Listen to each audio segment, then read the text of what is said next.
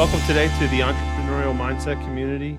I'm your host, Ron Murphy. Today we'll be talking with Tapan Shah, venture capital representative from Mondelez International. Tapan, welcome to the program today. Could you just give us a little background about Mondelez and how you got started with them? Yeah, thanks for having me. Excited to be here. So I've been at Mondelez for about 2 years, um, but I've been in the natural food space for 20. Mondelez is one of the largest snack companies in the world. We're number one in the world in biscuits, so it's cookies and crackers. Number two, and hopefully soon to be number one in chocolate, though that's primarily international for us. We have a very large growing presence in the in-store bakery space. We made an acquisition out of Canada called Give and Go. We recently made a transformational acquisition of Cliff Bar that was over $3 billion. So that launched us in the stratosphere of largest bar companies in the world with a really what I call an OG natural foods brand in Cliff. We have a large presence, globally in candy. Think brands like Sour Patch Kids and Swedish Fish, and also gum. So we're really looking and working to grow this business. We're performing really well in what I call the large Mondelez world.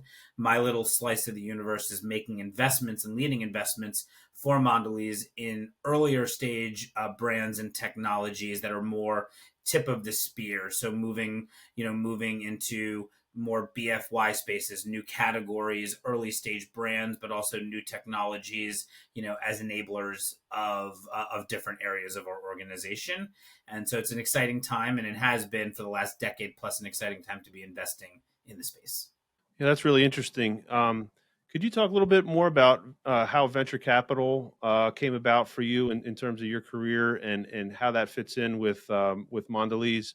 A lot of our viewers and listeners are familiar with going to a store and seeing your product on the shelf, but actually how it gets there and kind of the process of purchasing and the supply chain and kind of your role in terms of that. I think would be really interesting for our listeners. Yeah, there's a lot to unpack there. So I'll start with myself first. So I'll go way back to the beginning, and I won't go too long on this, but I was one of the early employees. Think inside the top 100 employees at Vitamin Water. Long before, well before 50 Cent and long before Coca-Cola acquired us. And for me, it was a transformational experience on two levels. It's my first job out of college. I didn't know what I wanted to do, but I knew the product. And so I found a job working in the field. So I was doing everything from working with distributors to doing sampling events to stocking shelves for this emerging brand, and we grew exponentially over my 2+ years there. And it really set a groundwork that I was really passionate about food and natural food, not just as a consumer, but I liked working in it, and it really set me down on the path.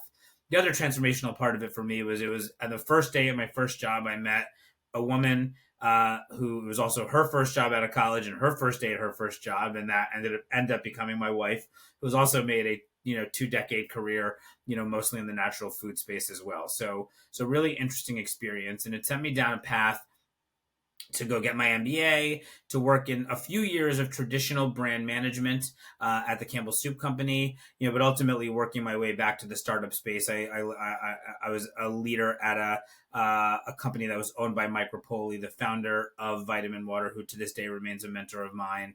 And that was in the restaurant space, but it really got me back into the startup space. And how I got into venture capital was a little bit more, I guess, serendipitous. I was at a housewarming party pushing my daughter in a stroller, get in an elevator in New York City with another family who was pushing their young son in a stroller. We started chatting in our elevator ride down, and he mentioned that his sister-in-law was starting a new VC fund accelerator in New York City that was called Excel Foods, now today called AF Ventures. and it put me on my investing path. That was in 2013. Joined AF Ventures before they even, before the founders even raised their first fund, and so I was basically a founding member of the team and helped grow that platform into a second fund, and made many investments in the space. And I left in 28 at the end of 2017. So after about 5 years, for one reason and one reason only, is I didn't want to commute to New York City from where I live in Connecticut anymore. I still remain very close with that team. I've co-invested on numerous deals. I'm an investor in the fund, and am best friends with the team. Jordan Gaspar, in particular, the founder there of AF Ventures. But I loved being on the VC side, and an opportunity landed in my lap in 2018 to actually go be a part of the investing team at PepsiCo. And so I moved over to PepsiCo, and it was a great experience for me. I loved my time there. I still miss it. Great team, great people. Daniel Grubbs, a name that some of your founders will know. Ultimately, before landing the opportunity to go head up all venture capital at Mondelez, which I've been for over 2 years now. Our space has evolved in the 20 years I've been there, but let's say even in particular the 10 years that I've been on the investing side. And I think that most of it good, but some of it bad. The good is supporting entrepreneurs, and Ron, you're a child of an entrepreneur, and you yourself are a pseudo entrepreneur running Murphy's Markets and all that goes into it. And I'm a child of an entrepreneur as well. And so for me, the real thing is really supporting the two things I do care about, right? One being entrepreneurs, but two being, the future of our food ecosystem. And there's really far afield stuff in regenerative agriculture and technology. And that's not my world. My world is really supporting early stage brands and people that are trying to bring new products that are better for you or healthy or interesting to market, and really bringing those to consumers. And it's complicated. It takes a lot of money. It takes complicated supply chain distributors that are, many good, many not so good, but kind of a necessary thing to get your product to shelf. Sourcing ingredients, many of them complicated, that don't have robust supply chains from around the world. And then there's the financial aspect. Do you have a good P&L? Are you able to make money? Do you have good gross margins? How do you grow a brand, not just in the era of social media, but in the era of, moving from Facebook to Instagram to TikTok and all the other e-commerce channels? It's Amazon. It's just complicated. And I think that we're evolving every day. The one thing that the investors in our space, I think, have done a disservice is the concept of, growth at all costs. The tech companies that the venture model, was based on, they can grow their user base. They can grow like a weed and grow fast. And they, what the term I always use is they light money on fire. In our space, the concept of lighting money on fire isn't as easy. It's complicated to make products. And if you're making products, here on the East Coast, where we're all based on this, on this podcast, getting products to the West Coast, it's not just money. It also takes time. Opening retailer doors, whether it's the market, down the corner from you, to, the large giants like Kroger or Walmart or Costco, and everything in between. It just takes time. And we were okay for a while with this lighting money on fire concept, but really what COVID taught us was that we need better, more efficient businesses that really serve customers. And maybe they're regional, maybe they're smaller, maybe some of them get bigger. I don't know the answer. We're trying to figure it out. But the more fundamentally sound businesses are the areas that we're really focusing on. In terms of challenges today, at the retail level, there's obviously inflationary pressures. There's labor shortages, supply chain. In terms of Mondelez and the things that you guys discuss internally, what do you guys see as a major challenge in today's business environment? My joke answer is yes, but the reality is there's the challenges that big multinationals like Mondelez and our competitors, and not just across food and beverage, but our peers in beauty and personal care, etc., are seeing, are everything that you listed, right? So supply chain is complicated. Um, uh, inflationary pressures are complicated. So we think of pricing, right? We think, you can imagine, Ron, what you're doing, what you're seeing, pricing coming in the back door, and then how you have to cascade that to your customers, and how challenging, sometimes that can be for your customer, for your consumers. But ultimately, we have to make the decisions that support this massive organization. We're roughly 90,000 people, well over $30 billion in revenue, and we have to think of those pressures, and how we not just think of today, but how that's going to affect long term. And I look at those, and I have to work with my portfolio companies, my founders, not just the ones that I'm invested in, professionally or personally, but also just the founders that I talk to on a daily and a regular basis through the industry, and how they have to dynamically think about their business, and they have to be a little bit more, I would say, irrational about things. They sometimes need to eliminate an entire channel of trade because it's not working for them, right? A brand that might be doing well in grocery, has decent revenue, let's make up a channel in convenience, but isn't making as much money, or the supply chain is complicated. To some extent, you have to be a little ruthless and say, I can't service these guys. I can't make enough money doing this, so I need to eliminate an entire channel, and that does affect the consumers, even if it's a small base in a different channel that affected you. And I think that's hard, because we do this for the people that believe in what we're doing, in our brand, in our products. They've integrated into their lifestyle,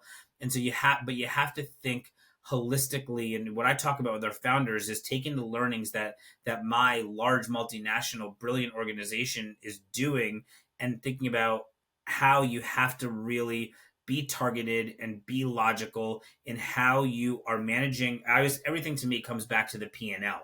And so if your P&L in grocery looks one way, does your P&L at club, or in e-commerce, or in convenience or food service, other channels, look different ways? And being hard about making sure you're operating the places, not just that you can make money, though that is incredibly important, but also that you can service your distributors the best. You can service your customers, like a Murphy's Market, the best. And if we can't service you, then should we be there right now? These are small businesses, and we think, we have to think holistically of of how we can build a base to get from 3 million to 10 million, from 10 million to 25 million, from 25 million to 50 million, because there's costs, there's people, there's so many dynamics that go into play, that we are stepping back, and we're doing that. We've been doing that since COVID hit, but even right now, because of all the challenges you listed, we're stepping back and really being tough about everything. And we're challenging in a boardroom, or even on one-off calls with my founders, challenging every thought, because we want to make sure that we're building the best quality business for the future. That's really really interesting. Thank you, Tappan. In terms of, I'm going to switch gears a little bit here and talk a little bit about yourself and how you got started, and then for our listeners, try to segue into how they could get started. We've had some other guests on the show that were startup entrepreneurs, had an idea, had a skill, had a trade, and that kind of thing, and kind of built off of that. Mondelez is a large international company, so the recruiting process is a little different. The startup process is a little different.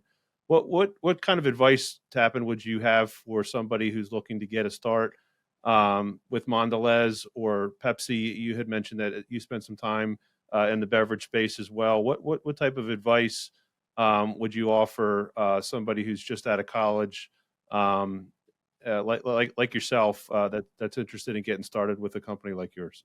Yeah, I'll step back, and I'll take something that I learned my first day at Vitamin Water 20 years, over 20 years ago, which is, the first thing is, and I think this holds true for any industry, but really I'm going to speak to food, because food itself is incredibly personal. Whether it's your oatmeal in the morning, or your glass of wine at night, and everything else that you consume during the day, it's all personal. It gives you sustenance. It helps with mental clarity. It helps with health. Or on the other side, it's not that good for you, but it's delicious, or a whole bunch of other things. So I always look at it as, in food, passion is everything. Do you care? So if you want to work at a big company, do you care about what they do? Do you care about going to sales? You're going to operations? Do you care about what you're doing? That's the most important thing. Do I have any secrets of how you can get a breakthrough with Mondelez or other multinationals? I don't, but I can tell you that you gotta care, and excuse my French here, but you gotta give a shit. And that's something that I think a lot of people really, when you're looking at to break in, whether you're young or old, at some point you kind of are just looking for a job, but here, care.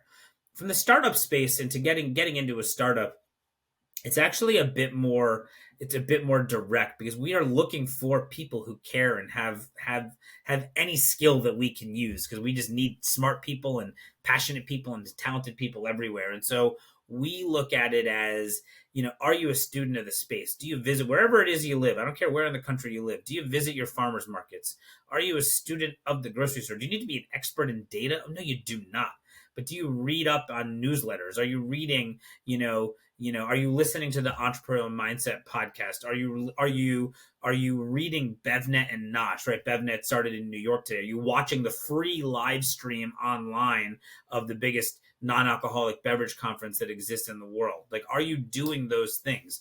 Because then you can go incredibly meet founders, meet investors like myself, meet store owners like Ron, and you can go and talk to them. Hey, I want to work with you, Ron, because I love what you guys are doing with your base, how you're doing product mix. I learned about these products in these things, and I care, and I want to help the people that walk through the door and help your team be better. Tapan, I want to figure out a way to work with you or one of your portfolio companies because I've been a student. And you don't have to be the smartest person in the room, but you got to be somebody who has a predilection for wanting to learn more and bring the passion that you're bringing to that learning into the job. And to me, I can list dozens of people who broke into our space, especially the early stage space, whether on the investor side or on the business side, solely because they found something they were interested in. It was a passion for them. It was something that they cared about, and they drove to trying to get a role in doing that. And that is the way to do it. I tell people, show up at a trade show, and show up at a cheaper trade show. Fancy food show is going on in New York starting in 12 days. The tickets are $59 or $159. I don't know what the answer is, but it's something that's affordable for most people who have an entrepreneurial kind of bent to them. And go and walk around the floor, and you see my badge and it says Mondelez, stop me. Say hello. You see Ron's badge and it says Murphy's Markets. Stop him and say hello. Or the guy from Kroger, or the guy from this VC fund, UNFI, KeHE, the large distributors. Our space is incredibly collegial. And even if investors are competing for deals, our space has always been very collegial, where we want to help people who want to break into the business. We want to help entrepreneurs, but we can't go find every entrepreneur. We need those entrepreneurs to come to us. And it's not just through a cold email. It can be through meeting me somewhere and saying hello. Yeah, at Murphy's, we have some of the same philosophy. Basically, our tagline for somebody who's looking for a job is, if you have a passion for food and you like people, we can teach you. And that's kind of the same. Some of the takeaways I gathered from what you were saying there is really it's on the person. It's on be somewhat aggressive, and to be interested, and to show that you care in some way, and then you open up doors for opportunity. So, Yeah. Yeah, um, and I think it matters. I think it's important, again, because the nature of food being so personal. I think it actually holds true across the entire value chain. So if you're an engineer and you want to work in a Mondelez plant, I'm sure the fact that you care about what we're doing and what we're making will help you. If you like driving a truck, and that's important, but you want to be driving a truck of stuff you care about, I'm sure at any big company, or frankly for Murphy's, that also helps. It's not the only thing, because you have to have skills, but I'm sure it helps. Absolutely. In terms of you have some vast experience with a number of different companies. In terms of changes that you've seen, you had mentioned COVID, and COVID really was a driving force for a lot of technological advances. We've seen them at the retail level in terms of labor saving technologies and self checkouts and electronic shelf labels and things like that. but not necessarily technological, technologically speaking only. But what types of changes have you seen in the industry over the last few years?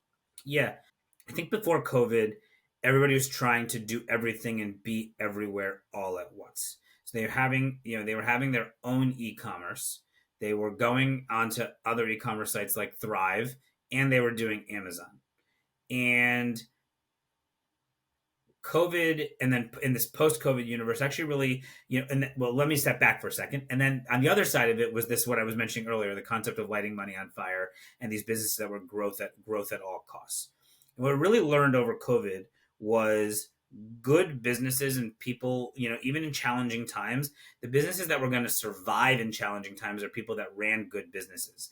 So taking these businesses that were lighting money on fire and turning them into good businesses. So slower growth, but cutting your burn, for those that don't know, on here, burn is basically how much money, the easiest way to understand is how much money you're losing each month. Not, you're making money, but then you're spending money. So how much total money you're losing each month. So how do we, yes, maybe we reduce growth, but how do we also reduce burn or eliminate it at total and build a more fundamentally sound business? Because if you have a good business, you can do anything. Not everybody is going to exit to Mondelez or PepsiCo or Coca-Cola. Very few companies are, actually, but there's always good outcomes. It might be as a family business, it might be private equity, it might be to something else. And so how we thought about it was, how do you build good businesses? And so e-commerce is a really good one. Everybody thought they needed to have their own e-commerce site. And frankly, the answer is they don't. Amazon, there's a lot of good people who've really been smart about, let's say, places like Amazon, have found ways not just to make a little bit of money on Amazon, make a lot of money on Amazon. And so you have a buy now for my product on your website, it sends them to your page on Amazon, for example. And that's like a really minor thing, but cutting off your own e-commerce and the complications for you and all the money spent on building an e-commerce database, for example, so that money can be focused A, on Amazon, but B, really on your retail business, where consumers are still predominantly shopping, right? I don't know the exact numbers today, but when we thought during COVID that was going to be the shift, everybody was going to move to buying all their food online. Nothing online replaces going into a grocery store and smelling a cantaloupe or touching a tomato, or just going down the cereal aisle and saying, wow, I always buy this cereal, but I'm going to try this. It still is a majority. I mean, the last number I saw, and I don't know if I'm right or wrong, but I'm sure I'm fairly close, was even in post-COVID, it was still 87% of people were buying all their food and beverages at retail, right? I think that number pre-COVID was only like 91%. That's a 4% shift of people who've eliminated, right? 91, 93%, 4, 5, 6% shift of people eliminating grocery store walks. And while that does affect you, Ron, and other national retailers, it's still like your bread is buttered by people walking in the door and having a good shopping experience. And so I'm jumping a little bit, but where I'm going is COVID really sharpened our pencils on how we think about running these businesses. You can't be everywhere all at once. You can't do everything. You can't light money on fire. You got to be fundamentally sound. You got to focus on the right channels of trade, and then grow and then move into new channels of trade as time goes on, and really think about the other areas. Think about the partnership you have with your distributors and your retailers, and how frankly that relationship should, not many brands are doing it, but that relationship should be more personal. Be in to a founder of a CPG business, be in less doors, but build a personal relationship with those retailers, and you're going to grow a better business long term. In terms of any growth plans or opportunities for Mondelez, is there anything that you guys are looking forward in terms of? You had talked about trends. I know that you guys are kind of always looking to expand your portfolio in terms of the categories and subcategories that you're invested in. Is there any types of opportunities kind of on the horizon that you'd be willing to share today with our listeners? We are highly focused on our core categories that I listed earlier. So again, I'll repeat those things like biscuit and chocolate and bakery and bars and those areas. But there's a lot that goes into those, right? And so we're thinking about things a lot. Things we're thinking as if you think of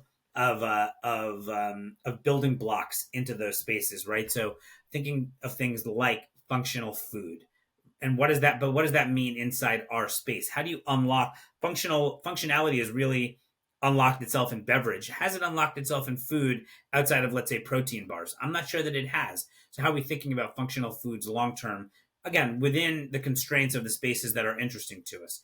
How are we thinking about just BFY in general? We do a lot of, we always want to be better, and we know that the consumer is moving there. How fast is a whole different question, but what we know that's important. How are we looking at, how are brands thinking about route to market? So we are looking at, are you doing something unique like text to order? And what are those learning? Can we invest in that, grow that, and what are those learnings we can bring to the broader organization? Um, to me, the biggest unlock out there for brands big and small is personalization, right? So we do it with personalized Oreos in the US and personalized chocolate with Toblerone in Europe. Those are big multinational brands. How are brands that are being built on personalization, whether it's in the, in the supplement space, in the nutrition space, but really, what about in the indulgence space? Can you do personalized, can you do stuff, in fun spaces? Can you do stuff with personalized bars? Because Ron wants a protein bar, so does Tapan, but Ron has different needs than Tapan does, right? And so we, those are the areas that are interesting for us. That doesn't mean that those are the only trends that are out there. We're seeing trends in, low sugar, low salt, low fat. We're seeing trends in, in sweetener alternatives. We're seeing trends in packaging, right? Those are trends also that are also important to us. But to us, there's trends and there's sustainable trends. I think that's a big line of demarcation. Not all trends of today are trends that are going to be sustainable forever. And I'll, one I'll use is keto. And so the word keto is almost like a bad word for consumers, but the principles of keto, I believe, are here to stay for a very long time, if not forever, right? And so while we're not interested in the fact that a brand is a pure keto brand, those principles that build on keto are things that we firmly believe, and I think the data shows, are here to stay for the long term. And so how can we invest and support in founders that are really building on those building blocks around keto without being overtly keto, because that does, for example, turn off a subset of consumers. In terms of yourself and with Mondelez, we find that obviously the food and beverage industry is very competitive. They're trying to find the latest brand, the newest item, the best marketing and these types of things. Um, it breeds competition, but we find that some of the best creativity and some of the best thought leadership comes from sticking to values and finding really what matters to you. You had talked earlier about when you're looking, getting started in the business, really sticking to things that you care about and things that you have a passion for. In terms of your inspiration and in terms of Mondelez's inspiration and values and those types of things, can you speak a little bit to that in terms of how that drives your actions and how that kind of inspired you guys to keep going?